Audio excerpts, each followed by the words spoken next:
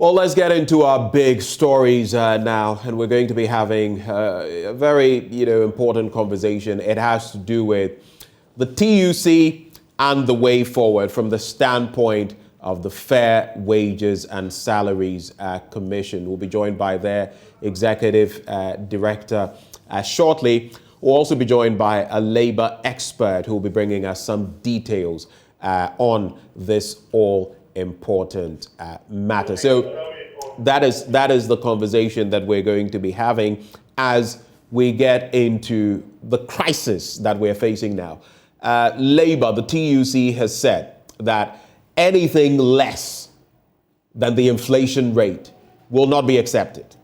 That is what they have said. On the other hand, we have the situation that we find ourselves in, the economic turmoil we find ourselves in, and the different difficulties that have strangulated our economy, from COVID-19 to the Russia-Ukraine war, as the picture has been painted. So where do we go from here? That conversation we are kickstarting now as we are joined by Austin Game, a labor expert. We'll also have the executive director for the Fair Wages and Salaries Commission. I do not know which one of you gentlemen is on the line yet. I see Austin Game. Okay. So, Mr. Game, a very good morning to you. Good morning, my brother. It's a pleasure having you. I think it's just over maybe some 2 months ago that we had an interaction on labor issues. And here we are again.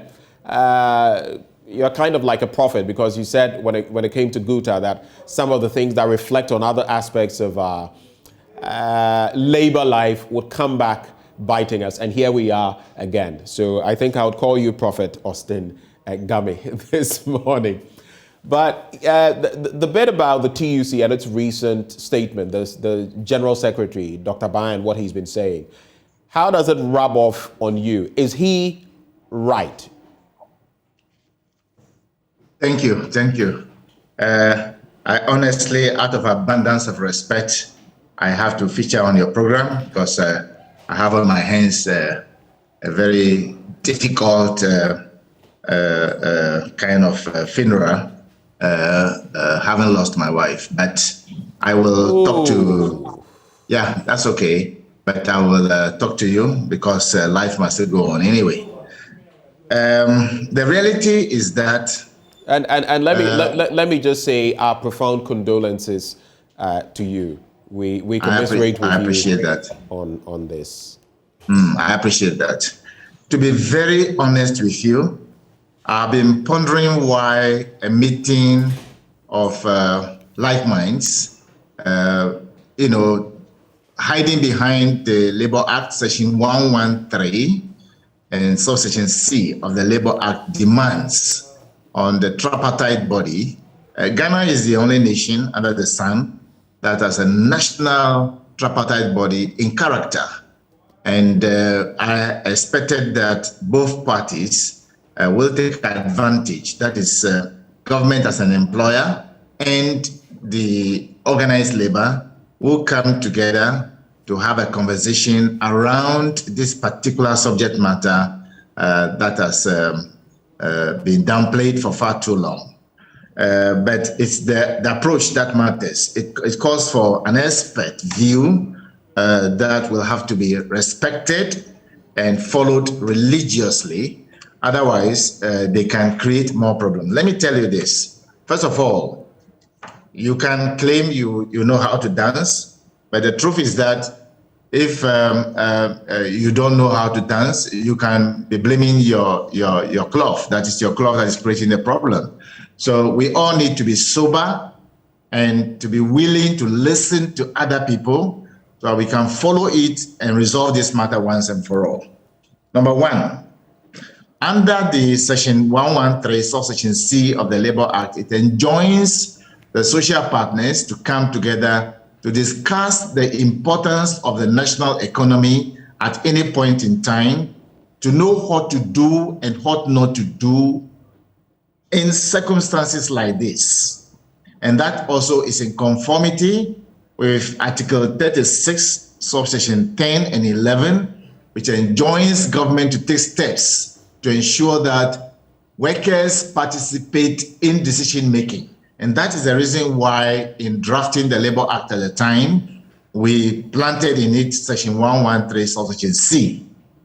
Now, having said so, that is about directive principles of state policy. Very, very, very, very important.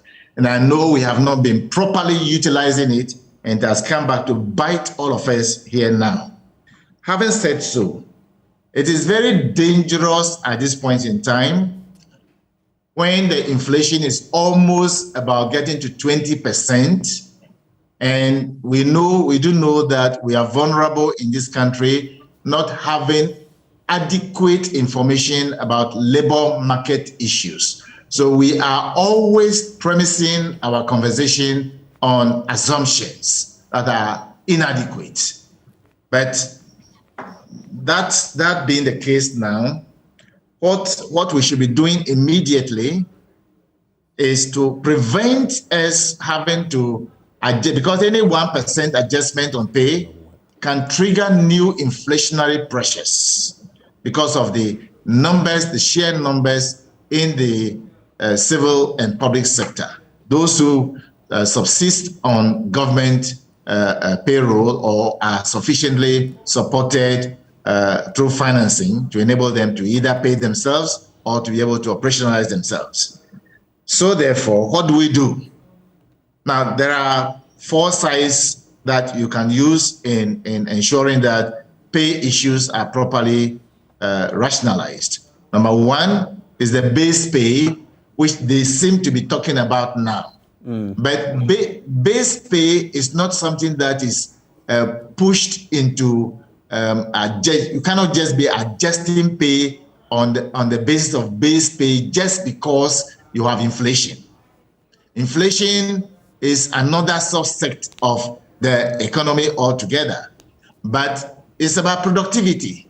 And we all do know, and those who don't know, I'm telling them again, that Ghana is one of the nations that are poorly managed when it comes to productivity. Regardless of whom it hurts, I think I better say it now. We do not have adequate, or if you like, sufficient productivity in both the public, even some private sectors are poorly managed when it comes to productivity issues. Right. But what do? We still must live. Now, if you want to use the variable pay, it will still have to be folded into the base pay, which must be passed on to customers to pay, and they cannot afford to pay it at this material point in time. You cannot even use the indirect pay, which has to do with leave. Those are not the issues that concern them. So what can we use? At that tripartite meeting, which I have in time past chaired before, and we have used this methodology before, even at that time that we do not have this kind of labor law. So now they don't have any excuse. They have to use the tax threshold. Right. The tax threshold is the only probable measure they can use to put money into the pocket of every Tom, Dick, and Harry, because everybody is confronted with the same inflationary troubles.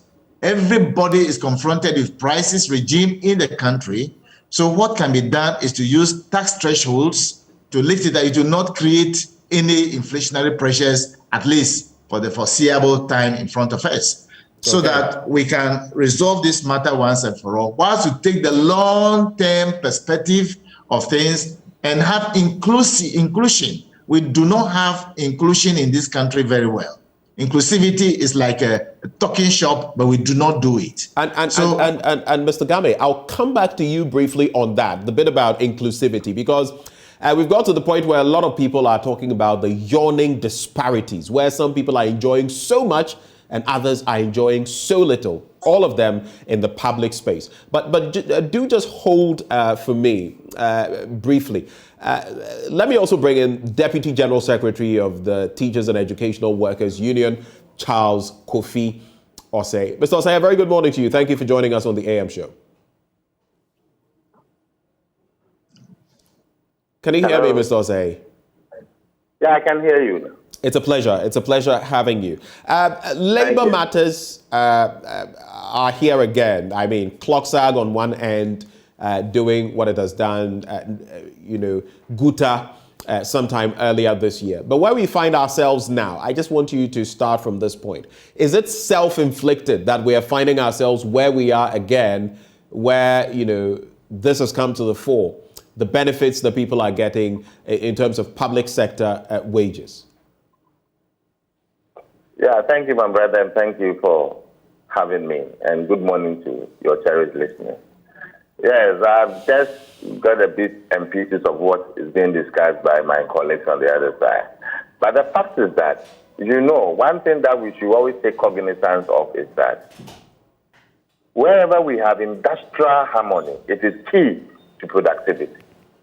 And that is one that you can't take it away from. And people should understand some of these things straightforward. Again, you are talking about productivity that is linked to inflation, and therefore if you increase, blah, blah, blah, blah. But the fact is that if one is not motivated enough and seeing that the other side is enjoying more than what we are enjoying, then it means that it will call for some of these agitations. And therefore, it is very, very important that you look at this. Simply terms, inflation talks about persistent increases of prices of goods and services over a period of time. And you and I know that this country, Ghana, as we all know, you cannot leave just the few of them enjoying, a majority of them are also suffering. And we have a dependency ratio. Workers, we have a lot of dependence that depends on us. So if workers have been so magnanimous over the period, and don't forget, workers are not interested in strikes here and there because it affects all of us. But where a situation comes and you see that some people are enjoying more than others, then people will begin to agitate for their pound of flesh. You know that if inflation is one of the keys to salaries, again, looking at the exchange rate, as compared, it depletes our disposable income. Hence, all of us are being affected. I said earlier on last week with your same sister station that government seems to be truthful, and the government must be truthful, that things are very difficult. And therefore, workers and other stakeholders, what can we all do to ensure that at least we mitigate the effects of what is going on as it is now? But look at what is happening. This one, you don't need rocket scientists to understand where people, you could see government appointees, you can see people moving here and there, people enjoying so much, and workers will come for 8 hours, and at the end of the day, nothing. Your real income is depleted, and therefore it will call for that. It has nothing to do with political things, but it has something to do with leadership, and that is very key that we also need. But this is my. So that's your initial take. You did mention that you had listened to a bit of what Mr. Game himself, a labor expert, had been sharing, but he seems to have a bit of a curious take on the bit about productivity being linked to what public sector workers are paid. Do you have a problem with that? Yes, I do, because we all know that when productivity is low and when the demand exceeds supply, it will trigger inflation. We all know. But don't forget that workers are there, and as our labor experts who know better, and you know that workers and Ghanaians, for that matter, can never be lazy. We cannot, and we are not. Because we know that at the end of the day, if you work, at the end of the day, you must be paid. And your salary must be commensurate. And therefore, so that at least you can also have butter and bread for yourself, for the entire family, and even your dependents as well. So we all know that. I think that it is high time we all come together in times like these to look at the situation so that at the end of the day, it will be better for Ghanaians, and all, including you yourself talking to me. Right. Let me just hold for me, Mr. Osei. Let me also bring in Mr. Gami back. It's interesting that we're here, at this point again. Earlier this year, there was a confab, the first of its kind, on the back of the implementation over 10 years of the single spine salary structure. And that is the very backbone of this conversation we're having, because in there, public sector wages, all inclusive. When you look at the fact that we are where we find ourselves with a single spine salary structure, with a lot of people complaining about the disparities, is that the source of the problem? And how should we be looking at it? Because in that confab, it was said that within the following months, some measures would be put in place. A committee was set up, some measures would be adopted, and maybe leading into the end of the year or next year, we would see some differences. Is that the starting point for the reform that we seek? Do we have Mr. Gami with us? Yes, I appreciate that. To be very honest with you, first of all, that was not the Eastern Region Confab was not the first of its kind. If I don't say it, somebody listening to us may not appreciate that. The first time it was held, it was at home, and that led to the Senche as a follow-up, and so that's not the first time. Right. But what was done? Thanks for that correction. That what was done was very useful. How they will implement it is the next phase of it. But let me put it bluntly. The issue of adequacy has to do all with our economy. If the economy is not buoyant enough, what it means is that our productivity level is low. And if productivity level is low, and we are not having a variety of economic openings that will bring streams of income to the nation, obviously, these are the consequences that will confront us today. So let's be very clear in our minds that whereas it is possible for working people to demand to compensate for a kind of inflationary trend we find ourselves in, and maybe prices of goods and services, it is important that we do not just tinkle with these things. It will come back to bite us severely, and the consequences will be very dire, and nobody can stand the pressures. So let's be very blunt. And the bluntness is this. That is why we created Section 113, subsection C. When you have a situation like this, the confab they held was good, but they must go to the National Tripartite Committee meeting and properly and openly, without hindrance, talk about what the importance of the national economy in our ongoing life is all about. Now, and come to terms with what do we do not to further worsen the situation. And I'm saying, and I mean every bit of it. If we go and increase any 1% adjustment will trigger another inflationary trend. But what do? We can use the national tax threshold to adjust things to prevent us having to inflate the inflation any further. That is a sensible thing to do at this point in time.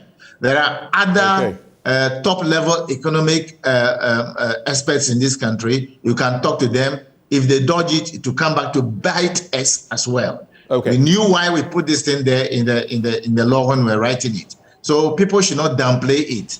I appreciate what my brother, the trade unions, the Deputy General Secretary was talking about. I've been in their shoes before as a top level trade unionist in this country, and so I know what they're talking about. Mr. Gami, but this is not the time to do that. Just briefly, let me do this. Let me bring in someone who is crucial. A crucial cog in the wheel of this entire discussion. Engineer Ben Arthur joins us via Zoom. He is Chief Executive of the Fair Wages and Salaries Commission. Mr. Arthur, a very good morning to you. Thank you for joining the conversation. Yeah, good morning. And let me greet all our cherished viewers as well as my senior colleague, Mr. Austin Game, and your crew, as you so mentioned. Thank you for joining us once more. I just want to find out from you, just to lay the base for the conversation. In this entire matter, we talk about the tripartite committee, we talk about labor, employer, we talk about the different parties involved in pegging the minimum wage, and then we look at the inflationary rate and all of that. But when it comes to what the TUC has been talking about and stating categorically that when it comes to their wages, we shouldn't be looking as the employer at anything less than the inflationary rate. I want to find out from you, what role does the Fair Wages and Salaries Commission play in all of this? What is your base role? Well, thank you for the opportunity. What I would want you to understand is that that is basically the function of the National Tripartite Committee, and that is the body responsible for fixing the national minimum wage. What Fair Wages does is to advise, and fortunately, I happen to be a member of the National Tripartite Committee also, and the technical committee that is yet to has been set up to also look at the national minimum wage. So Fair Wages will be supplying the necessary data and will be augmenting the efforts of the National Tripartite Committee in coming out with the national minimum wage that reflects reality. So beyond, and I am asking this question for specific reasons. So beyond the role you play on the tripartite committee, and now, of course, on the technical committee, like you've rightly mentioned, in adjusting the rates, in pegging it at this or that level, is there a singular role you play, or is it always conjoined to what the others, the other members are doing?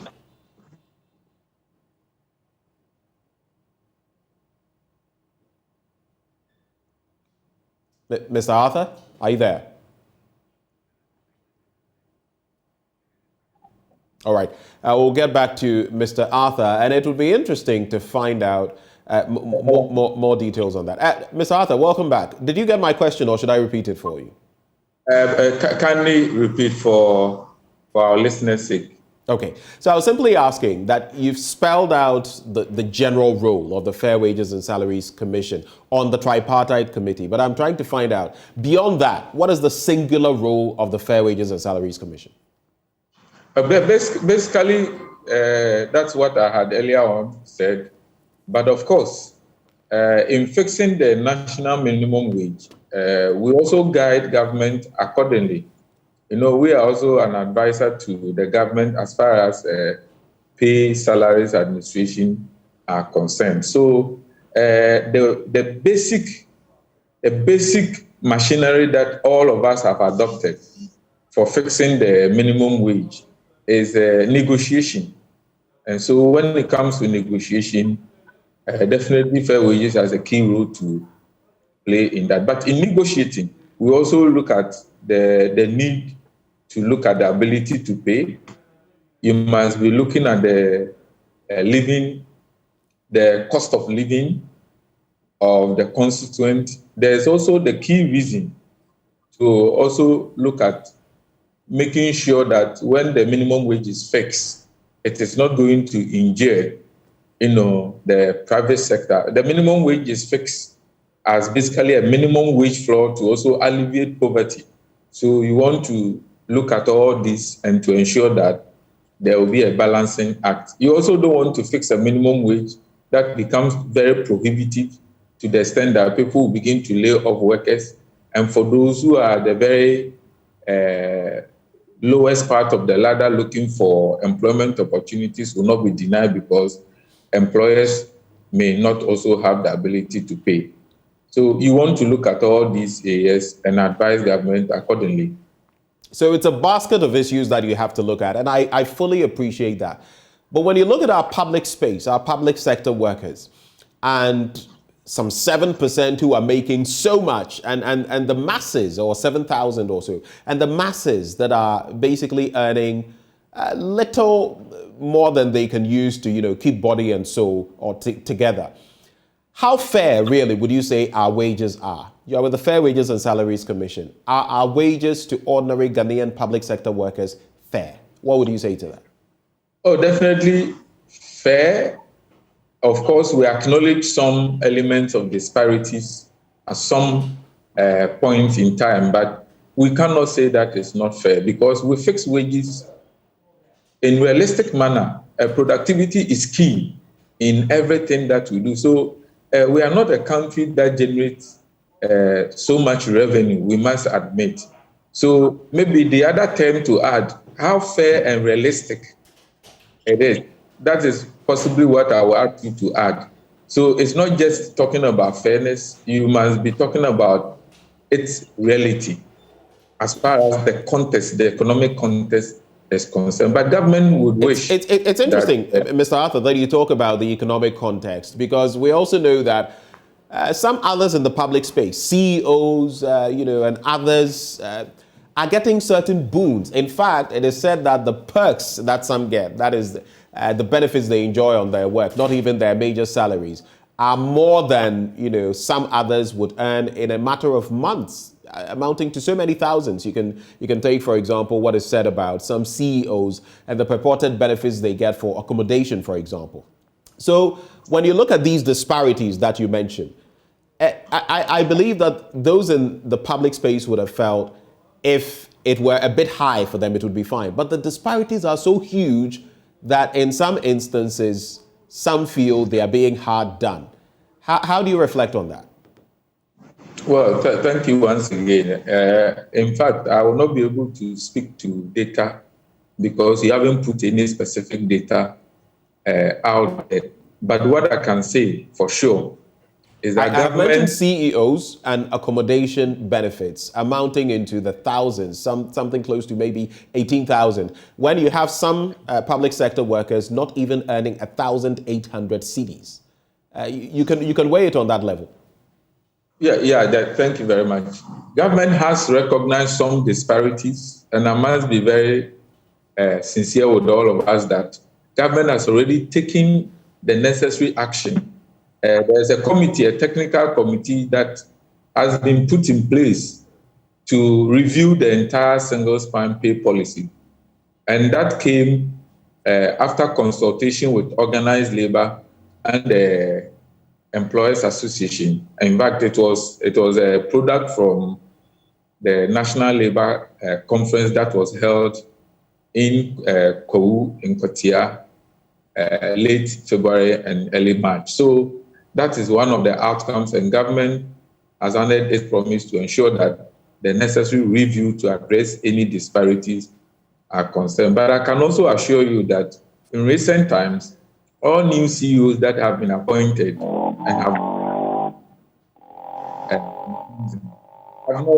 have these disparities that we're talking about. So this means some existing disparities that have been identified, and government has gone ahead to ensure that the necessary corrections will be made. I must also be sincere with you that the targets, as far as the wage basket is concerned, are very difficult to meet. Government has gone ahead to even slash some CEOs' benefits to 30%, but that is not to say that that entirely addresses the issue. So we are taking the necessary steps to ensure that the right thing will be done. We recognize some of these disparities, and the good news is that we are not sitting idle on this, and government is not resting on this matter at all. Okay, so it's comforting that you say that you're not resting on the matter, you're trying to address it, but clarify for me. So some CEOs fall into the category that I've spoken of and have enjoyed these benefits. Are some of them still benefiting? You say that the new ones, and I do not know how many are they. I mean, I'm sure these are SOEs that you speak of. Just clarify for me, how many CEOs are still benefiting from these? and how many have come on board that are not benefiting? I mean, you may not be able to give me a specific figure, but can you give me, a global figure that we can play with? For now, without giving you global figures, specifically for SOEs, that has not been done to a very large extent. When I say SOEs, because of the structure of the SOEs, some compensations had been negotiated in silos. And government says that, look, that no longer must exist. That is why the sanity is being brought in. So that I can attest to that. But when it comes to the chief executives, we also have chief executives that also belong to the subvented agencies, the ones that are not SOEs. And in that space, largely, the harmony exists there. Some of the SOEs have had some figures that might, in our opinion, might be beyond the bracket. And they had been existing for so many years. So one is tempted to be sure that in as much as you want to sanitize the system, you must also be careful that external competition and the rest will not also be sacrificed. There are specific entities that even though they have been set up in this country, their key competitors are actually not even in this country. They are outside this country. So you want to look at external competition, you look at internal consistency here and there. But by and large, be rest assured that the sector ministry has taken the necessary steps, set up the various committees, and the committees are working. And I'm sure when you speak to the tripartite partners, they also tell you that some of these measures have been taken.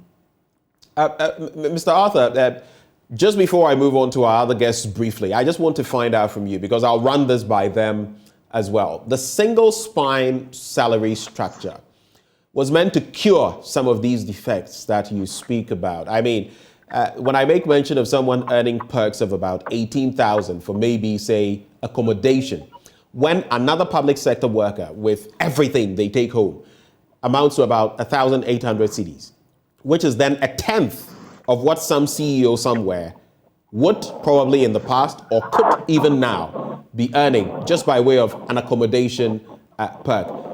Does that not mean then that the single spine salary structure itself is defective and maybe has not achieved its purpose? It's not entirely true. The single spine. For some reason, I am struggling to hear you. So if you could just start with your answer again. I'm struggling to hear you. Okay, despite the challenges, you must also admit that is the single longest pay policy that has been implemented ever in Ghana.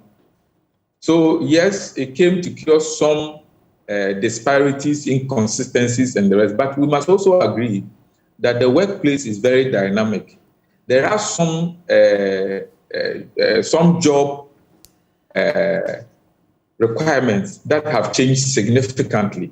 As of the time that works were valued, some of them have changed significantly.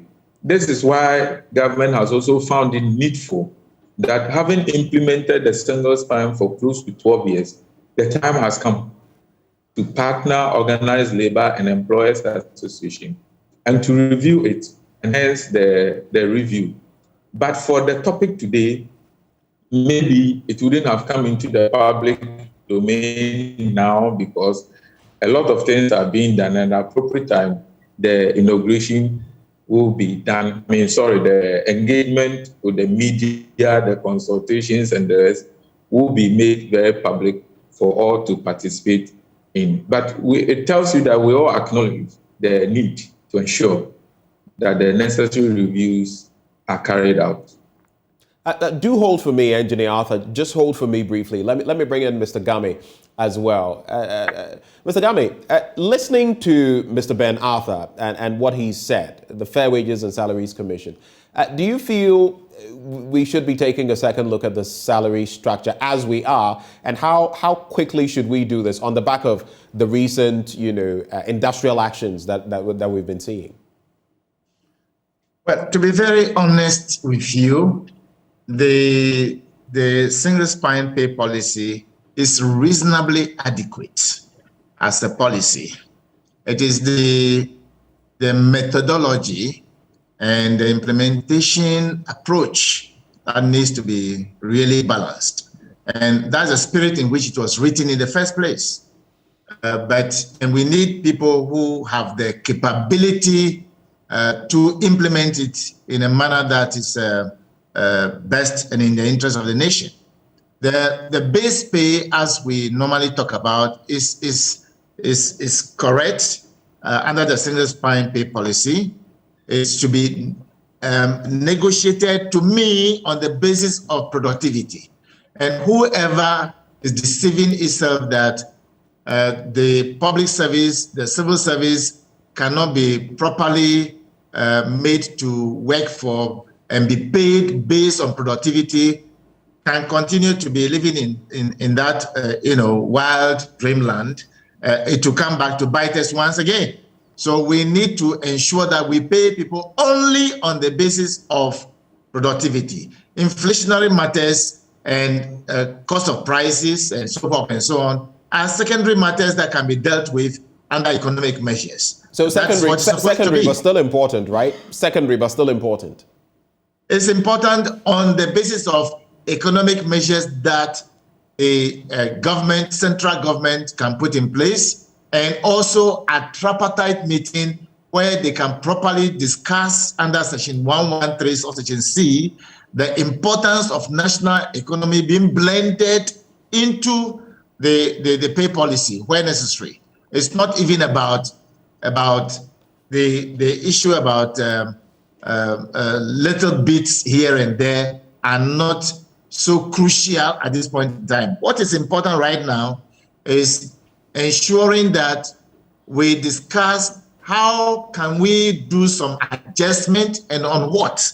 If we adjust pay, the base pay, how will it trigger some further inflationary pressures on us that will go back to disturb the economic circumstance in which we find ourselves now. Right. If that would disturb, what else can we do? And to me, it's about using proper tax measures to address the consequences we find ourselves in now, instead of talking about what my brother and friend Atta is talking about is good, but it's another thing altogether. Okay, so very quickly on this, it just interests me. So are you one of those, for segregating, salaries of SOEs depending on their productivity levels? Then, do you subscribe to that then? Sure, and they have board of directors. If they are not going to do their work, they should be fired. The board of directors have a business to ensure that people are paid well, but not just paid based on productivity. So if they are giving largesse to SOE leadership because they are productive, hooray. If they are not, all of them move and someone else go there. That's just about the bottom line. Do hold for me, Mr. Game. I believe we still have Mr. Osei with us. Mr. Osei, can you hear me? Hey. Great. I just want to find out briefly from you. You've heard both parties, Mr. Benatha of the Fair Wages and Salaries Commission and Mr. Game as well. First off, so looking at what Mr. Game says about productivity levels, and then again, considering the fact that he says inflationary, difficulties and all of those should be secondary. We should look first at productivity. Do you find it to be fair then that the TUC seems to be holding the neck of the employer and saying, give us something at or above the inflationary rate, else we're not going to see eye to eye? Is it fair? Yeah, thank you very much. I couldn't agree more with Mr. Game. But then, the fact still remains. You see, he said something that is very interesting, that nobody can take it away from the Ghanaian worker in terms of working hard, increasing productivity. But it must start. And all these hula baloo talking about here and there is that some sections of other stakeholders are not exhibiting transparent honesty in real terms. What do I mean by that? Where he says something, the government says something, where you see that some CEOs seems not to work to increase productivity, but they are giving all the largesse that it deserves. And we see it, as we all know. But what about the Ghanaian worker, those in the public sector? And that is where we have to look at it very critically. You say we see it as we all know. Which ones do you see and know that you can speak of? Yes, you even alluded, and Mr. Agame alluded to the fact that if we see that some CEOs are not performing and increasing productivity to that level, they need to be fired. And this one is an undeniable fact. They need to be fired for people to know. Yeah, but it doesn't solve your wage problems, does it? Very like I said, he talked about all of us coming together, looking at the tax threshold. We are talking about where people should know, or where other sectors also should know, that the times that we find ourselves are not the best to all of us. So what can we do to ameliorate some of these hardships so that it doesn't hit us back? So if, for example, Mr. Atta talked about pay cut of 30%, blah, blah, blah. The 20% is somebody's about 20 years service in 20 years pay in active service. Can you imagine that? So it's something that we need very, very realistic. We need to say it as a head to come together. Because other than that, that's rippling effect, all of us will find ourselves in that situation. And this country will be a very difficult place for all of us to very briefly, I want to go back to Mr. Arthur. So you say you're talking about being realistic.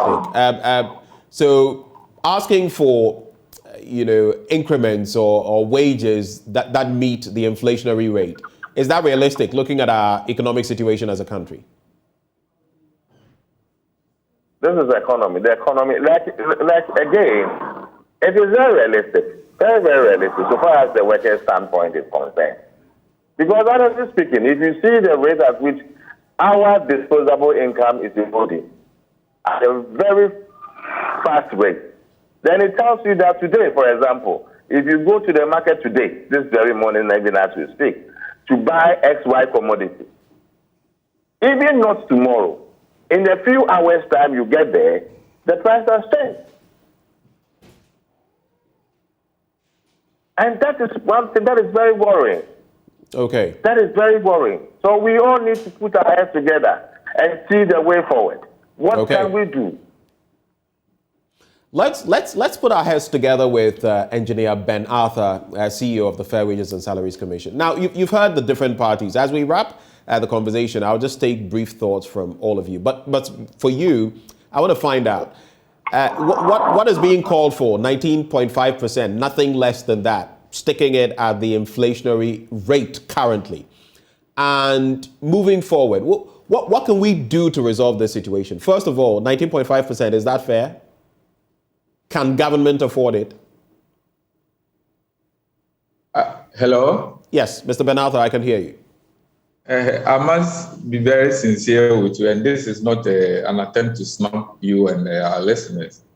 Any pay, as far as this country is concerned, has been premised, especially in the public sector, on the mechanisms of negotiation. So it will not be fair for me to sit here and say it is acceptable or not acceptable. But from where you sit, Mr. Ben Arthur, respectfully, from where you sit, like the TAU, Deputy General Secretary just mentioned, Mr. Osei, if you have inflation pegged at a certain level, and if you're paying workers below that, definitely they cannot make ends meet. You may be compelling them to adopt what we call in this country ways and means to do certain things, which we know doesn't inure to the benefit of anybody. Is that not true? Well, that is not to answer. This is not an answer to the question that you had asked. You wanted to find out whether the figures that they had put there is acceptable or unacceptable. And I'm saying that there is a need for the parties to engage in negotiation, and that is the way forward. So it is an outcome of negotiation. There will definitely come the time that the parties will sit around the table and negotiate. So it will not be fair to both government and to organized labor and employers to say that whatever that anyone is proposing is fair or unfair. Okay, so let me couch my question in these terms. Is it possible, looking at our economic state, to meet what labor currently is calling for, almost 20% inflation? Is it possible? Is it an impossibility from what you know so far? When you look at our Article 36, it gives us a very key guide as to what must be done. And Mr. Osingame had mentioned that you must always look at productivity, you must look at ability to pay, and all the criteria that I had mentioned. And I'm sure in some few days to come, we will hear the outcome of our engagement. What I will ask organized labor to do for all of us is not to take an entrenched position at this very point in time, because in negotiation, you definitely may be taking and you may be giving up something. So we have to go to the negotiating table per Section 97 of the Labor Act in good faith, that we should be able to have an open mind about this and do this one peacefully, in good faith. It is not the interest of government that organized labor should not feel well. Neither is it in the interest of government to also do what will not be sustainable. So definitely we'll meet around the table and in good faith negotiate. And that is what I ask organized labor and the other tripartite partners to adhere to when we get engaged. Mr. Arthur, we are very grateful that you took the time to join us this morning. He is CEO of the Fair Wages and Salaries Commission. I'll wrap with Messrs. Game and Osei. Mr. Game, so what would be your wrap-up comments in less than a minute? What should the way forward be, touching on the inflationary rate and more? Thank you very much. I think that an honest inclusion, if you like, inclusivity, not only of the social partners, but we as stakeholders who are going to be footing the bill. Because at the end of the day, you and I will pay whatever adjustment, if it's made, not in a manner that is appropriate to prevent further inflationary trends and to prevent us from paying extra levies and so forth and so on. If they do that, we the stakeholders, I will not be happy, but we don't have anybody to talk for us, because I don't know whether our parliament will have the capacity to talk about this thing in a non-partisan manner. So I'm not too sure. And so let me use your platform to say it now, that any adjustment that will not be based on productivity, because our labor law is very clear, Section 98, Subsection G demands that we should pay people based on productivity. Right. I support the fact that they have to find ways and means of compensating us. And my take on this will be to use the tax threshold to put money not only in the pocket of just anybody, including the Kaya. Everybody must be supported, and the tax threshold is the way to go.